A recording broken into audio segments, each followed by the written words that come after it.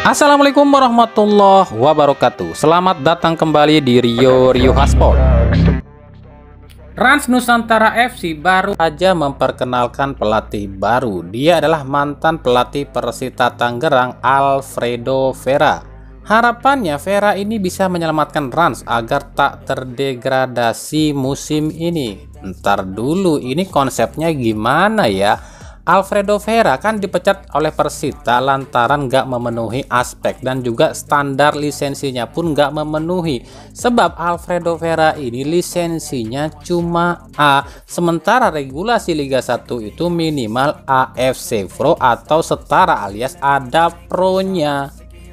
Ini makin nggak ngerti deh LIB. Kemarin ada Mario Gomez di Bayangkara FC, sekarang ada Alfredo Vera juga di Rans. Ada yang bisa jelasin nggak ini gimana nih konsepnya? Apakah lisensi A Argentina ini setara dengan AFC Pro gitu? Sebenarnya Argentina ini aneh juga loh. Hampir semua pelatih di Argentina itu jarang banget yang punya lisensi pro, tapi tetap bisa ngelatih klub, apalagi bisa ngelatih timnas loh. Contoh aja pelatih timnas Argentina Lionel Scaloni. Dia ini kan lisensinya gak jelas, tapi kok bisa ya ngelatih timnas Argentina? Entahlah, kami pun gak ngerti soal negara Argentina ini. Ada yang bisa jelasin gak? Coba komentar ya.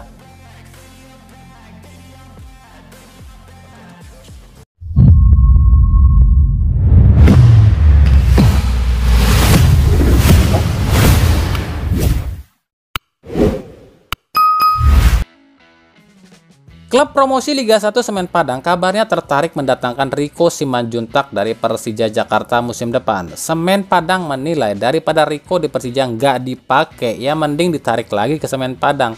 Toh Rico juga melejit namanya saat di Semen Padang.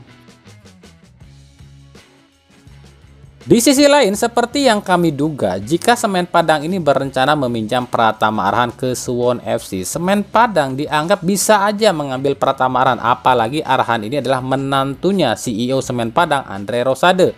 Tapi apa boleh Arhan diizinkan sama Sintayong? Karena kan Sintayong melarang anak kesayangannya ini main di Liga Indonesia. Tapi ya, kita lihat nanti.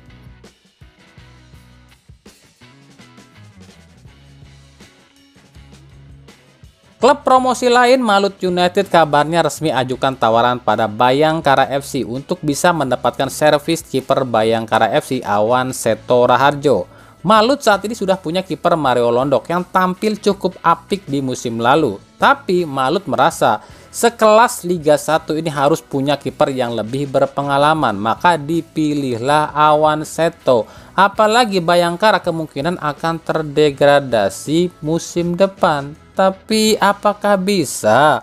Awan Seto ini polisi loh, pasti nanti ada surat tugasnya kan?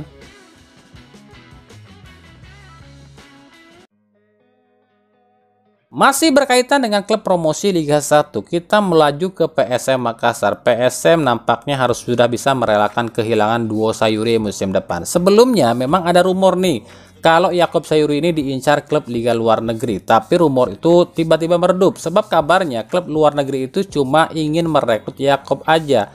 Sementara dalam klausul kontrak Yakob itu ada nama Yance. Jadi buat klub manapun yang ingin mengambil Yakob ya harus ada Yance, begitupun sebaliknya.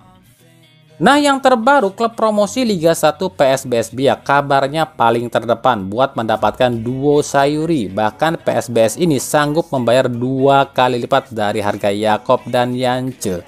Kalau harga Yakob 4,78 miliar rupiah, berarti harga Yance pun sama. Berarti dua pemain ini kalau di total kurang lebih 10 miliar. Artinya PSBS bisa dan sanggup membayar 20 miliar. Kan lumayan, duit 20M itu buat PSM ya, bisa buat ngebayar gaji seluruh pemain dalam sebulan. Makanya kemungkinan besar duo Sayuri ini akan ke PSBS musim depan. Meskipun sejumlah klub Liga 1 lain seperti Persija, Persib, Arema, Bali, dan Borneo udah ajukan tawaran lebih dulu untuk duo Sayuri ini. Mister kontroversi asal Vietnam, Doan Van Hau ternyata serius cuy akan main di Liga 1 musim depan. Musim lalu sebenarnya Van Hau ini akan sempat atau mungkin akan segera ke Liga 1, tapi saat itu dilarang oleh pelatih Vietnam Park Hang-seo. Tapi karena sekarang PHS ini udah nggak ngelatih Vietnam, jadi ya bisa aja Van Hau ini ke Liga 1.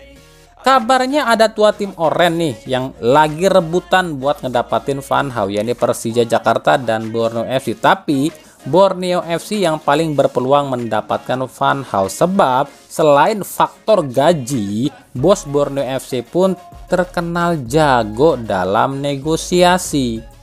Ini apa jadinya ya Borneo FC kalau Van Hau ini jadi ke Borneo FC? Ini Borneo makin beringas atau makin menyala? Yakin sih kalau Borneo bisa mendapatkan Van Hau, Persija pasti panas nih. Ya udah tuh, Nguyen Quang Hai tarik aja, kan Persija lagi butuh striker. Gimana? Kan cocok tuh kalau nanti di Liga 1 ya Van Hau menjaga Quang Hai. Seru tuh.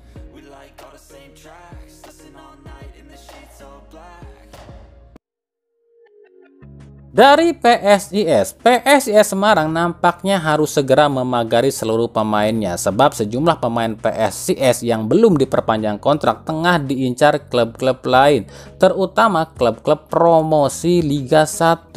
Yang terbaru, bek kiri PSIS asal Papua, Gio Numberi, kabarnya resmi ditawar oleh tim PSBS Biak. Selain Gio Numberi, PSBS Biak pun kabarnya ya mengincar satu nama lagi dari Dewa United, yakni Brian Fatari. Di sisi lain, keinginan PSIS untuk bisa memulangkan Hernando Ari ke Semarang nampaknya akan sangat sulit, sebab selain Nando ini masih punya kontrak yang cukup panjang di Persebaya, Nando pun kabarnya tengah didekati oleh tim biru lain, yakni Persib Bandung. Nah kan aneh, kenapa ya Persib ini kok sekarang lebih sering ngebidik kiper ya? Kiper mulu yang dibidik. Ada apa nih dengan kiper-kiper Persib? Hernando Ari sendiri sempat bilang ya kalau dirinya ini ingin jadi pemain yang disebut one man one club, alias gak pindah-pindah lagi dari Persebaya dan pensiun di Persebaya. Dan kalaupun nantinya nggak dipakai lagi di Persebaya ya tujuan karir selanjutnya itu ke tim Persib Bandung. Sebab Hernando Ari ini pernah punya impian untuk bermain di Persib. Ya nikmatin aja rumornya guys ya, nggak usah dibawa serius dulu.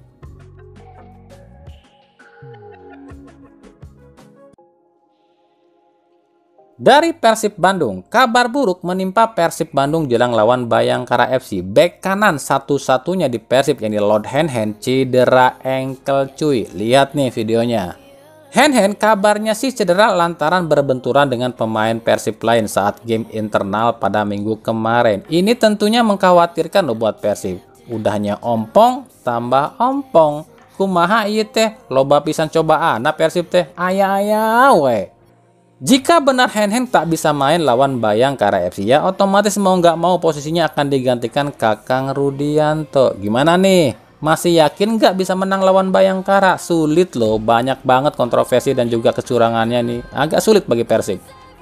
I don't know why they call him because Rudianto was injured. He never played last few matches and he had 3 trainings. So he's definitely not ready to play international level. So I don't know why they call him. He got knocked. Will be on ankle, but I think he should be okay. We'll see tomorrow.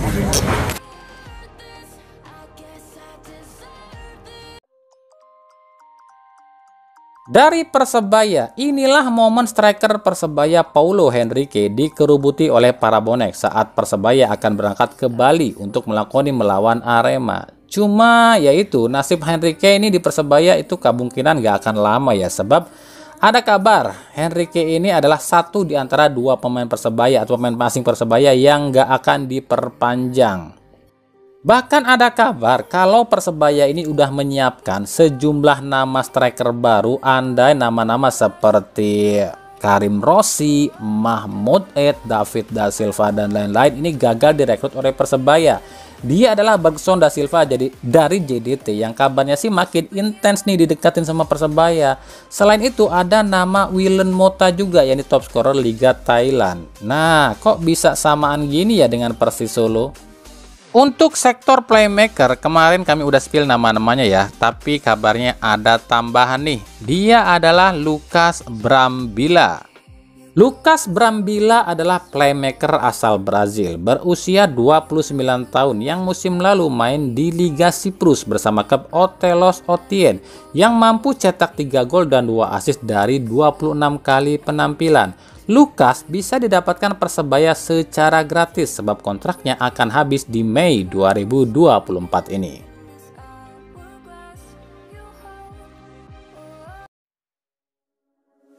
Dari Timnas Indonesia, tanggal 6 Juni 2024, Indonesia itu ada kualifikasi Piala Dunia 2026 melawan Irak, dan tanggal 11 Juninya itu melawan Filipina. Semua pertandingan digelar di GBK, tapi ternyata tanggal 18 Mei itu alias setengah bulan sebelumnya lah, GBK ini udah di booking buat konser musik grup boyband Korea NCT Dream. Nah, ini gimana nih PSSI ini? Kalau PSSI nggak sigap, ini bisa double malunya nih. Giliran dipakai, lapangannya hancur. Maka inilah pernyataan dari Erick Thohir. Saya sudah meminta keseriusan daripada GBK masalah rubrik. Ya, hari ini juga saya sudah minta dari PSSI. Dan kemarin Bapak Presiden sendiri menginstruksikan Menteri Pak Basuki seperti biasa untuk melakukan percepatan perbaikan, tetapi dari GBK sendiri ya mulai hari ini harus serius menjaga kondisi ini.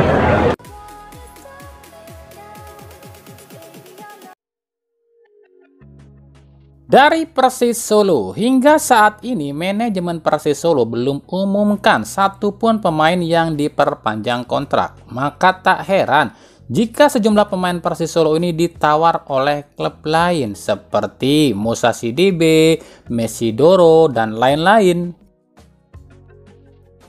Yang terbaru ada Gavin Kwan yang kabarnya akan hengkang di akhir musim ini. Gavin memang agak sulit di Persis Solo musim ini. Selain cedera, Gavin pun harus bersaing dengan Eki Taufik. Kabarnya ada beberapa tim yang telah mencoba menghubungi Gavin seperti Persija Jakarta, Persik Kediri, Barito Putra, Borneo FC hingga Persib Bandung. Tapi belum diputuskan kemana Gavin akan berlabuh. Seperti biasa ya, setiap musim Gavin ini pasti dirumorkan ke Persib, tapi selalu gagal. Kenapa demikian? Entahlah, kami pun tak tahu. Dan musim ini pun sama. Gavin kembali dirumorkan salah satunya ke Persib. Nah, kira-kira akan kemana Gavin ini berlabuh di musim depan?